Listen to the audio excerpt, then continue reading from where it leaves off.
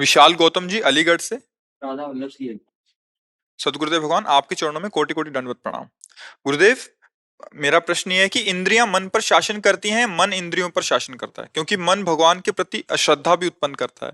बार बार यही समझाता है कि जो विषयी पुरुष होते हैं, विषय इतना आकर्षित कर लेते हैं कि इंद्रियां विषयों के अधीन हो जाती हैं, और इंद्रियां इतनी बलवान हो जाती है कि मन को अधीन कर लेती हैं। मन इतना बलवान हो जाता है कि बुद्धि को अधीन कर लेता है, और जिसका मन बुद्धि इंद्रियां विषयों के अधीन है उसका सर्वनाश हो जाता है। सर्वनाश का मतलब परमार्थ रहित जीवन, आसुरी बुद्धि से युक्त, सुसुख वांछा से युक्त होकर पापाचरण रत। समझ में आ रही बात? जब हम भगवान की शरण में होते हैं और प्रभु का नाम जप करते हैं, सत्संग सुनते हैं, शास्त्र स्वाध्याय करते हैं, गुरुजनों का पूज्यजनों का सम्मान और सेवा करते हैं, तो हमारी बुद्धि पवित्र होती है। पवित्र बुद्धि मन को शासन में लेती है, और मन जब बुद्धि के शासन में होता है तो इंद्रियों को घसीट लेता है, और जब इंद्रियां मन के शासन में होती है तो विषय प्रभाव नहीं डाल पाता। वही फिर धीरे धीरे धर्मात्मा, भगवान का भक्त या महात्मा कहा जाता है। समझ रहे? जब तक भगवान का आश्रय नहीं, भजन नहीं, सत्संग नहीं, शास्त्र स्वाध्याय नहीं, पवित्र आचरण नहीं, तो वो बुद्धि भ्रष्ट हो जाती है। कामा संजायते क्रोधा, क्रोधा स्मृति विभ्रमः, स्मृति भ्रंशात बुद्धिनाशो, बुद्धिनाशात प्रणश्यते। वो धर्म के विरुद्ध आचरण करते करते अपना सर्वनाश कर लेता है और दुर्गति को प्राप्त होता है। तो विषय इंद्रियों को, इंद्रिय मन को, मन बुद्धि को, और बुद्धि ने हमारा सर्वनाश कर दिया। और अगर हम भगवान की शरण में हो जाएं और खूब नाम जप करें, शास्त्र स्वाध्याय सत्संग करें, तो हमें उससे पता चलेगा कि हमको कौन से मार्ग में जाना है, क्या करना है, क्या नहीं करना। तो नाम जप से हमें बल मिलेगा, तो हम अपनी बुद्धि को संभाल लेंगे, और बुद्धि संभल गई तो पूरा सिस्टम संभल गया। भगवान ने कहा है, मय्येव मन आधत्स्व मयि बुद्धिम निवेशय निवशिष्यसि मय्येव अत ऊर्ध्वं न संशया। यदि तुम अपनी बुद्धि को, अपने मन को मेरे में लगा पाए तो निश्चित तुम मेरे में ही वास करोगे, मेरे को ही प्राप्त करोगे, इसमें कोई संशय नहीं। पर बहुत कठिन है मन को, बुद्धि को प्रभु में लगाना। पर सरल उससे हो जाता है जिससे सत्संग मिल जाता है। जो साधु वचनों पर चल देता है उसके लिए सरल हो जाता है। नहीं तो ये ऐसा पहाड़ है कि इसमें अच्छे अच्छे चढ़ने से फिसल कर गिर गए और चढ़ना छोड़ दिया। और अगर गुरु कृपा और संत कृपा है तो ये पहाड़ भी ऐसे हंसते हुए चढ़ जाता है। मूकम करोति वाचालम पंगुम लंघयते गिरिम यत कृपा तमहम वंदे परमानंद माधवम। भगवान या भगवान का प्रेमी महात्मा अभेद होता है, चाहे उसे भगवान को चाहे भक्त को, बराबर है वो। अगर भक्त कृपा हो जाए, भगवत कृपा हो जाए, तो हम इन विषयों पर विजय प्राप्त कर सकते हैं। अन्यथा यही सिस्टम है, मना खष्टान इंद्रियाणी प्रकृतिस्थानी कर सती। जैसे पानी को कहीं भी छोड़ो वो नीचे की तरफ जाएगा, ऐसे बुद्धि मन इंद्रियां ये विषयों की तरफ जाएंगी। अगर नहीं रोक पाए तो पापाचरण शुरू हो जाता है, और यही पापाचरण हमारी विपत्ति, दुख, शोक, बंधन, जन्म, मृत्यु, इसका फल ही प्राप्त होता है। आनंद, निशोक, निर्भय, निश्चिंत, भगवदानंद, ये शरणागत से प्राप्त होता है भगवत मार्ग में, अध्यात्म मार्ग में। सुरेश सिंह जी मथुरा से। महाराज जी, आपके चरणों में कोटि कोटि नमन। महाराज जी, मेरी प्रतिदिन की दिनचर्या एक जैसी होने के कारण मुझे ये समझ ही नहीं आता कि जीवन है क्या। महाराज जी, मेरा मार्गदर्शन करें, मैं कैसे जीवन व्यतीत करूं। अगर प्रतिदिन भागवती एक रस दिनचर्या चले तो सिद्ध हो जाओगे। दिनचर्या आपने क्या बना रखा है ये पता नहीं। अगर भागवतिक दिनचर्या प्रतिदिन एक जैसी ही बहुत काल तक चले तो सिद्धावस्था जागृत हो जाएगी। यही तो जरूरत है, हमारी दिनचर्या एक जैसी भागवतिक चले, बस यही तो जरूरत है। पर हमारी एक जैसी दिनचर्या कहाँ चलती है, कभी मन ऐसा कभी मन वैसा। तो उसी को संभालना तो साधना कहा जाता है। अब उठना, प्रसाद पाना, नौकरी पेशा चले जाना, फिर सोना, फिर भोग भोगना, खाना पीना, ये कोई दिनचर्या है? ये तो सबके बुद्धि का अपहरण किए हुए, माया ऐसे सबको लगाए हुए। दिनचर्या कहते हैं जिसमें शास्त्र सम्मत हमारे आचरण हो और भगवत चिंतन परायण हो। प्रातः काल गुरु और संतों का स्मरण करते हुए उठे, स्नान आदि दिनचर्या की, भगवान के सामने बैठकर कुछ माला जप किया, कुछ सत्शास्त्रों का पाठ सुनाया भगवान ने, फिर नाम जपते हुए कोई भी व्यापार न करी, फिर आए। जैसे एक सेवक स्वामी को भेंट करता है, ऐसे पूरे दिन की सेवा प्रभु के चरणों, फिर बैठ के नाम कीर्तन, आरती, पूजा, भगवान का शयन। अभी करो, देखो आनंद मिलने लगेगा। करते हो ऐसी दिनचर्या है? नहीं, अभी नहीं। हाँ, तो फिर दिनचर्या किसे कहते हैं? इसे दिनचर्या कहते हैं। निद्रा भय आहार मैथुन, ये तो कुसुमर कुत्ता सब में है। इसे दिनचर्या थोड़ी कहते हैं। भाई अपनी पसंद का खाया, अपनी पसंद का भोगा, अपनी पसंद का कमाया, इसे पशुवत आचरण कहते हैं। इसे दिनचर्या, दिनचर्या शब्द ही लगती है जहां आचार्य शास्त्र और गुरुजनों की आज्ञा के अनुसार जीवन व्यतीत की। अगर ऐसी एक दिनचर्या बहुत काल तक चले तो सिद्ध हो जाएगा। सिद्ध का मतलब तो परिपक्व अवस्था। नहीं, कोई भी भोग, कोई भी विपत्ति उसे डिगा नहीं सकती। तो पहले दिनचर्या ठीक से चलाओ। समझो, कई बार सत्संग में वर्णन किया गया, सुनो उसमें दिनचर्या, अपनी दिनचर्या संत और गुरुजनों की आज्ञा के अनुसार बनाओ, जीवन धन्य हो जाएगा।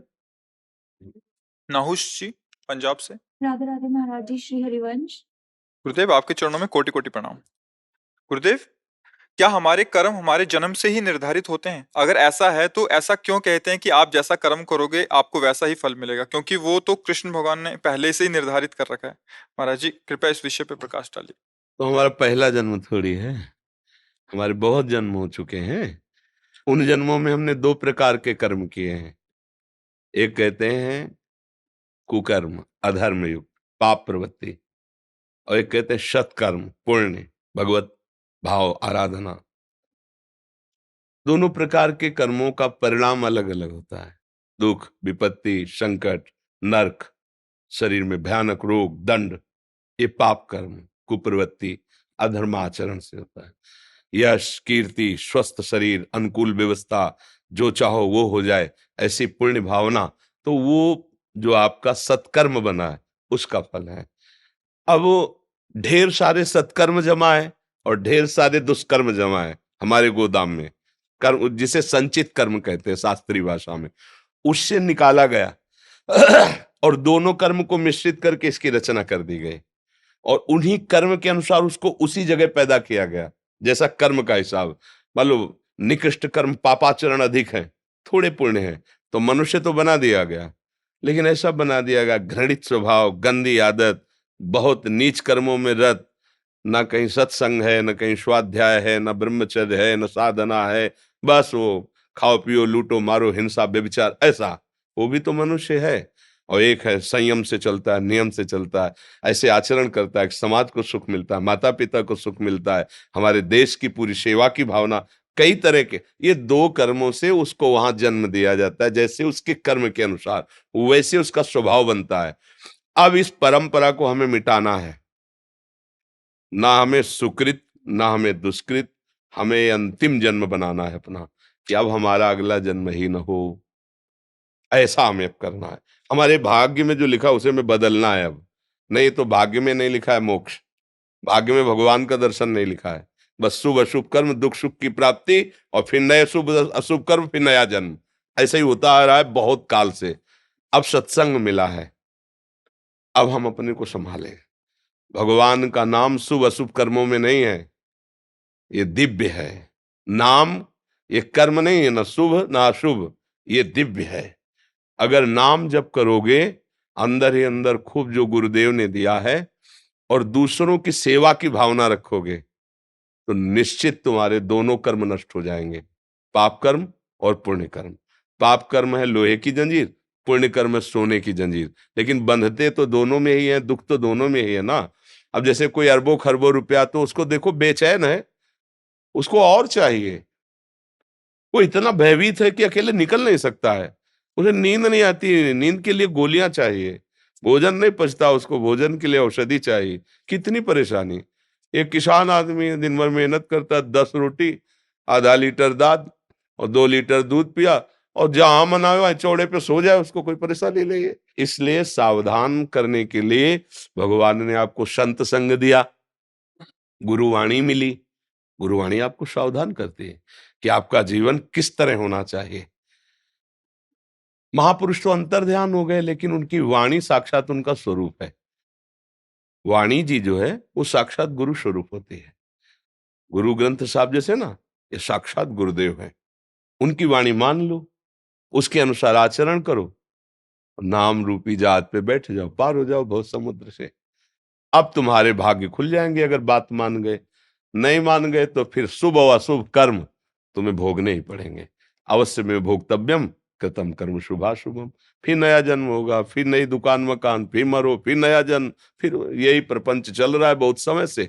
पुनरपि जननम पुनरपि मरणम पुनरपि जननी जठरे शयनम, बार बार वही। अगर विचार सही कर लो तो ये बंद हो जाए आवागमन, और हम अपने गुरु प्रताप से भगवान के दिव्य धाम में चले जाएं, जहां न जन्मना है, न मरना है, न दुख है, न सुख है, परमानंद है, प्रसन्नता ही प्रसन्नता, सुख ही सुख है। जी, समझ में आया किसका प्रश्न? हाँ जी। अजय धीमान जी, चंडीगढ़ से। महाराज जी, आपके चरणों में कोटि कोटि प्रणाम। महाराज जी, मैं पहले मांस शराब का सेवन करता था, लेकिन जब मांस खरीदने जाता था तो देख नहीं पाता था, फिर भी खाता था। फिर यूट्यूब के माध्यम से जिस तरह से आपने एक्सप्लेन किया, उसी दिन से अंडा मीट मच्छी सब त्याग दिया, लेकिन शराब की लत नहीं छूट पा रही। महाराज जी, मैं बहुत प्रयास कर रहा हूँ और छोड़ना भी चाहता हूँ। मुझे लगता है इसमें तो किसी को आप छोड़ दोगे नहीं, कष्ट की बात नहीं है। जो निषेध वस्तु है उसको असर के कष्ट, ऐसा थोड़ी कि किसी को कष्ट नहीं हो रहा तो हम अफीम खाएं, ड्रग्स पिएं, हम धतूरा खाएं, जहर खाएं। ये इसलिए मनुष्य शरीर मिला है। आपका शरीर आपके लिए नहीं है। नहीं, देखो, आप अपने शरीर को आत्महत्या करने लगो, अभी आपको पकड़ लिया जाए, रिपोर्ट की जाए कि आत्महत्या कर रहा था, तो आपको सजा मिलेगी। आपका शरीर पर पूरा अधिकार आपका नहीं है। राजकीय कानून का भी अधिकार, क्योंकि एक देश के नागरिक हो, और भागवतिक भी अधिकार है। आपको एक गाड़ी दी गई है, सरकारी गाड़ी है, इससे अच्छे काम करो। ये तो कि भाई शराब हम पी सकते हैं, हम स्वतंत्र हैं, ऐसा नहीं है, मूढ़ता है। आप अगर कृपा न होती तो वृंदावन धाम क्यों आते? कृपा न होती तो आप संतों का संग क्यों करते? जब द्रवई दीन दयालु राघो तो साधु संगति पाइए। अब मोहि भाव भरोस हनुमंता, बिनु हरि कृपा मिले नहीं संता। तो भगवान की कृपा है ना, तो उसी कृपा का आश्रय लेकर नाम जप करो, छोड़ दो। देखो, अभी अगर मृत्यु आ जाएगी, मान लो कई ऐसे हमारे सामने केस आए हैं शराब पीने वाले, जिनके लीवर खराब हो गए, फेफड़े खराब हो गए, डॉक्टर ने कह दिया मर जाओगे, और मर गए 1 हफ्ते के अंदर। अगर डॉक्टर कह दे कि आप अब मरोगे, ये शरीर छूटेगा, क्या उपाय है आपके पास? तो आज मान लो, आज यहाँ आए हो, बढ़िया पवित्र दिन है, एकादशी, वृंदावन, आज के बाद शराब नहीं पिएंगे, हम तुम्हारे साथ हैं। साथ का मतलब समझ रहे हो? अनुभव करना। साथ का मतलब अनुभव करना। पर फिर उनका साथ मत करना जिसने तुम्हें शराब पिलाने की चेष्टा की है, और जो चेष्टा करें उनसे फिर दूर रहना। नहीं, हमारे साथ का अनुभव नहीं कर पाओगे। समझ रहे हो ना? कुसंग करोगे तो संत संग का प्रभाव नहीं पड़ेगा। अगर संत संग करोगे तो कुसंग से बचो, कुसंग का त्याग करो। जिनकी संगति से धर्म भ्रष्ट हो जाए, जिनकी संगति से गलत आचरण आवे, वो ठीक नहीं।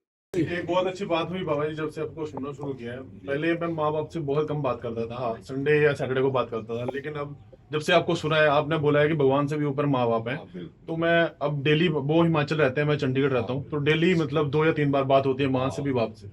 तो शुक्रिया।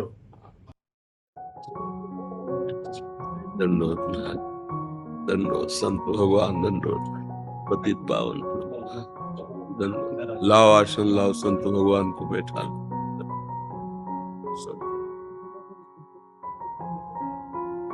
आओ संत भगवान, बैठो, आसन डाल, बैठो महाराज, बैठ, दंडोत दंडोत।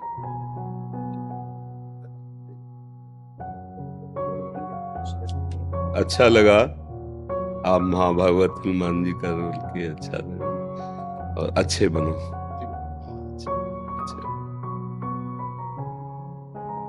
श्री जी का प्रसाद ये संभाल के रखिए। अच्छा।